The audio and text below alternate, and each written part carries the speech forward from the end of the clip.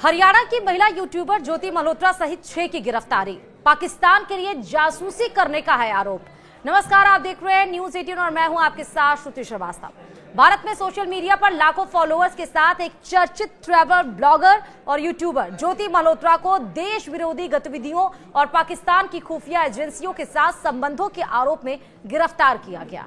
वह travel with जो नामक यूट्यूब चैनल चलाती हैं और पाकिस्तान यात्रा के दौरान वहां की खुफिया एजेंसी ISI के एजेंट से उसके संबंध बने। इस केस में अब तक 6 लोगों को गिरफ्तार किया गया है जो हरियाणा और पंजाब के अलग अलग हिस्सों से जुड़े हैं। जानकारी के अनुसार साल 2023 में ज्योति मल्होत्रा ने पाकिस्तान की यात्रा की थी। यह यात्रा उसने कमीशन के जरिए वीजा लेकर की थी। इस दौरान ज्योति की मुलाकात पाकिस्तान हाई कमीशन के कर्मचारी एहसान उर रहीम उर्फ दानिश से हुई, जिसके साथ उसके गहरे संबंध बन गए। दानिश के माध्यम से ज्योति की पहचान पाकिस्तानी खुफिया एजेंसी के अन्य एजेंट से कराई गई, जिनमें अली हसन और शाकिर उर्फ राणा शहबाज, जिसका नाम उसने अपने फोन में जट रंधावा सेव किया था, शामिल थे। ज्योति इन एजेंट्स के साथ व्हाट्सएप, टेलीग्राम और स्नैपचैट जैसे एन्क्रिप्टेड प्लेटफॉर्म्स के जरिए संपर्क में रही। वह न केवल पाकिस्तान के फेवर में सोशल मीडिया पर पॉजिटिव छवि पेश कर रही थी, बल्कि उसने संवेदनशील जानकारियां भी शेयर की। ज्योति उन 6 लोगों में शामिल है जिन्हें खुफिया एजेंसी की सूचना के बाद गिरफ्तार किया गया, जिसमें पाकिस्तान के खुफिया अधिकारियों को महत्वपूर्ण जानकारी दी गई। ज्योति को दानिश और उसके सहयोगी अली अहसान के माध्यम से पाकिस्तानी खुफिया अधिकारियों यानी कि PIO से मिलवाया गया, जिन्होंने पाकिस्तान में उसके आने जाने और रहने की व्यवस्था कराई। उसने एक पाकिस्तानी खुफिया अधिकारी के साथ गहरे संबंध भी बनाए और हाल ही में उसके साथ इंडोनेशिया, बाली भी गई थी। आरोप है कि ज्योति ने भारतीय जगहों से संबंधित संवेदनशील जानकारी शेयर की और दिल्ली में रहने के दौरान PHC हैंडलर दानिश के संपर्क में रही। इस मामले में लिखित कबूलनामा दर्ज किया गया है और केस भी दर्ज किया गया है। एहसान उर रहीम उर्फ दानिश को जासूसी में शामिल होने के लिए 13 मई 2025 को भारत सरकार ने अवांछित व्यक्ति घोषित किया और उसे देश छोड़ने का आदेश दिया गया। ज्योति को जिम्मेदारी सौंपी गई थी कि वह सोशल मीडिया के माध्यम से पाकिस्तान की सकारात्मक छवि पेश करे। पाकिस्तान उसका इस्तेमाल भारत के खिलाफ प्रचार और जासूसी गतिविधियों के लिए कर रहा था। यह पूरा मामला एक जासूसी अभियान का हिस्सा है, जिसमें ज्योति सहित 6 भारतीय नागरिक शामिल हैं। ये लोग हिसार, कैथल, नूह यानी हरियाणा और मरेल कोटला यानी कि पंजाब में पाकिस्तानी खुफिया अधिकारियों और PHC कर्मचारियों के लिए एजेंट या वित्तीय माध्यम के रूप में काम करते पाए गए हैं। भारत सरकार ने 13 मई 2025 को दानिश को पर्सोना नॉन ग्राटा घोषित कर दिया और उसे देश छोड़ने का आदेश दिया गया। वहीं ज्योति मल्होत्रा के खिलाफ भारतीय न्याय संहिता यानी BNS की धारा 152 और ऑफिशियल सीक्रेट्स एक्ट 1923 की धाराओं 3, 4 और 5 के तहत केस दर्ज किया गया है। अब इस मामले की जांच आर्थिक अपराध शाखा हिसार को सौंप दी गई है। यह केवल ज्योति तक सीमित मामला नहीं है, बल्कि इससे एक कड़े नेटवर्क का पर्दाफाश हुआ है, जिसमें पंजाब और हरियाणा के कई जिलों के लोग शामिल हैं। ये सभी आरोपी या तो पाकिस्तानी एजेंट्स के संपर्क में थे या उनके लिए वित्तीय लेन देन का माध्यम बने हुए थे। जिन आरोपियों को अरेस्ट किया गया है उनमें 32 साल की गजारा भी शामिल है, जो दानिश के साथ वित्तीय लेन देन में शामिल थी और वीजा प्रक्रिया में मदद कर रही थी। इसके अलावा यामीन मोहम्मद शामिल हैं, जो दानिश को हवाला और अन्य माध्यमों से पैसे पहुंचाने में मदद करता था।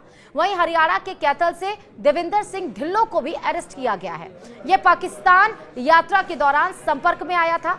उसने पटियाला छावनी के वीडियो पाकिस्तानी एजेंट्स को भेजे और इसके अलावा हरियाणा के नूह से अरमान नाम के स्थानीय मुस्लिम युवक को अरेस्ट किया गया, जिसने भारतीय सिम कार्ड्स मुहैया कराए और 2025 में डिफेंस एक्सपो की साइट तक का दौरा पाकिस्तानी एजेंट्स के निर्देश पर किया। सरकार और एजेंसियां अब सोशल मीडिया प्लेटफॉर्म्स पर सक्रिय संदिग्ध तत्वों की निगरानी और जांच को और तेज करने की योजना बना रही है। ज्योति ही एकमात्र ऐसी महिला नहीं जिसे एक पाक खुफिया एजेंसी ने फंसाया था, बल्कि पंजाब में एक विधवा महिला गजाला का भी इस्तेमाल किया गया। सूत्रों को पैसा भेजने के लिए उसका इस्तेमाल गजाला का किया गया था। गुजाला पंजाब के मरेल कोटला की रहने वाली है। उसने 2010 में इस्लामिक गर्ल्स स्कूल मरेल कोटला से 10वीं की पढ़ाई की। बाद में 2012 में उसी स्कूल से 12वीं की और 23 अप्रैल 2018 को गजाला की शादी इमरान राणा पुत्र मोहम्मद शकील अहमद निवासी मोहल्ला चोरमारा मेरल कोटला से हुई। हालांकि 22 मार्च 2020 को हार्ट अटैक के कारण उसके पति का निधन हो गया। 27 फरवरी 2025 को गुजाला पाकिस्तानी वीजा के लिए आवेदन करने नई दिल्ली में पाकिस्तान हाई कमीशन गई, जहां उसकी मुलाकात पीएचसी के एक अधिकारी दानिश से हुई। दोनों ने अपने नंबर शेयर किए। इसके बाद गुजाला मेरल कोटला के लिए रवाना हुई। दानिश ने गजाला को मैसेज करना शुरू कर दिया और वे एक दूसरे से बात करने लगे। वे वीडियो कॉल और चैटिंग के जरिए संपर्क में रहे। कुछ दिनों के बाद गजाला को उससे प्यार हो गया, क्योंकि दानिश ने उससे वादा किया था कि वह उससे शादी करेगा। कुछ दिन बाद दानिश ने गजाला को चैटिंग के लिए व्हाट्सएप से टेलीग्राम पर स्विच करने के लिए कहा, यह कहते हुए कि व्हाट्सएप सुरक्षित नहीं है। 7 मार्च 2025 को दानिश ने गजाला को उसके निजी खर्चों के लिए 10,000 रुपए फोन पर भेजे थे, यानी फोन पे पर भेजे थे। और इसके बाद 23 मार्च 2025 को दानिश ने गजाला को फिर से 20,000 रुपए भेजे। दानिश ने गजाला को 20,000 में से 10,000 रुपए कुछ लोगों को भेजने के लिए कहा। उस पर भरोसा करके गजाला ने ठीक वैसा ही किया। गजाला ने उसके बताए गए व्यक्तियों को 1800-899-699 और 3,000 की राशि ट्रांसफर कर दी। 23 अप्रैल 2025 को गजाला फिर पाकिस्तानी वीजा के लिए नई दिल्ली स्थित पीएचसी गई। उसके साथ उसकी सहेली बानू नसरीना, पत्नी स्वर्गीय अब्दुल फिरोज निवासी मोहल्ला महेतवाला मेरल कोटा भी थी। वहां गजाला की फिर से दानिश से मुलाकात हुई, जिसने उसे आश्वासन दिया कि वह पाकिस्तान का वीजा दिलाने में मदद करेगा। इसके बाद गजाला उसी दिन मेरल कोटा वापस आ गई। अगले ही दिन उसे वीजा भी मिल गया। और इसी के साथ सरकार अब सोशल मीडिया पर अपनी पैनी नजर बनाए हुए है और नतीजा उसका ये निकला कि हरियाणा की महिला यूट्यूबर ज्योति मल्होत्रा सहित 6 लोगों की गिरफ्तारी हो गई है। ज्योति मल्होत्रा आईएसआई की खुफिया एजेंसी की तरह काम कर रही थी। वो भारत के जो जरूरी दस्तावेज, जो जरूरी सोर्सेस थे, उनको वो पाकिस्तान से लिंक्ड कर रही थी। लेकिन अब उनकी गिरफ्तारी हो गई है और अब उनसे सख्ती तरीके से पूछताछ की जा रही है। इसी के साथ ही इस वीडियो में फिलहाल अभी इतना ही। देखते रहिए न्यूज़ 18। नमस्कार।